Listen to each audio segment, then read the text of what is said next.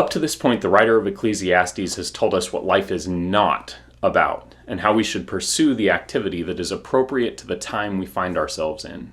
Today, as we continue through chapter 3, we see for the first time the specific instructions he offers. Now listen to these words. What gain has the worker from his toil? I have seen the business that God has given to the children of man to be busy with. He has made everything beautiful in its time. Also, he has put eternity into man's heart, yet so that he cannot find out what God has done from the beginning to the end. I perceived that there is nothing better for them than to be joyful and to do good as long as they live. Also that everyone should eat and drink and take pleasure in his toil. This is God's gift to man. I perceived that whatever God does endures forever. Nothing can be added to it, nor anything taken from it. God has done it so that people fear before him. That which is already has been. That which is to be already has been. And God seeks what has been driven away. In this passage, the writer is telling us several things that we should take note of. First is this. God gives us work. If there is purpose or meaning in life, that purpose and meaning comes from him. Notice what he says next. God makes everything beautiful in its time. This is a return to the idea of seasonality that the writer spoke of in yesterday's reading. We're sometimes unsatisfied by the timing of what God is doing, but God doesn't work anything towards a worse state. So if God is in fact working towards something, if his hand is committed to a situation, if he has intention and purpose for it, and we find ourselves cooperating in that work, it will come to be something beautiful when its season has arrived. Third, we have this statement from the author.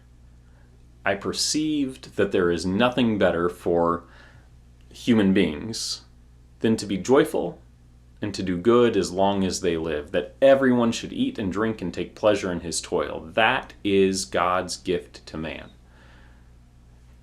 The language is deeply important, the wording here, to our understanding of the author's message. When he says that there is nothing better than for people to be joyful and do good, he's speaking to the state of being that God made people for. This is his original intent. Our joy and our goodness, being joyful and doing good, are intrinsically linked. The author doesn't treat them as separate ideas, but as a necessary pairing. This next bit, though, is the part I am convinced may be the most misunderstood in this passage. In verse 13, we see two pronouns used, everyone and his. Everyone should eat and drink and take pleasure in his toil. I've read this 100 times or more and never noticed this particular statement, but everyone is plural and his is singular. The closest singular person that the word his could be about is God. I'd read this over and over thinking that the writer of Ecclesiastes was telling us that we should take joy in the work of our hands. But what he's actually telling us is that we should be taking pleasure in the work of God's hands.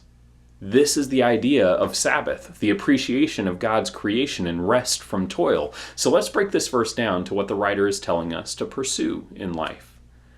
Joyfulness, doing good, eating, drinking, and the enjoyment of and rest in God's work.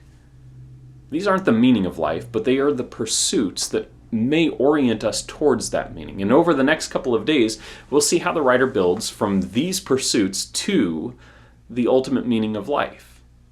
I love you, and for today I want to encourage you to take joy, do good, eat, drink, and most importantly, enjoy the work of God's hand.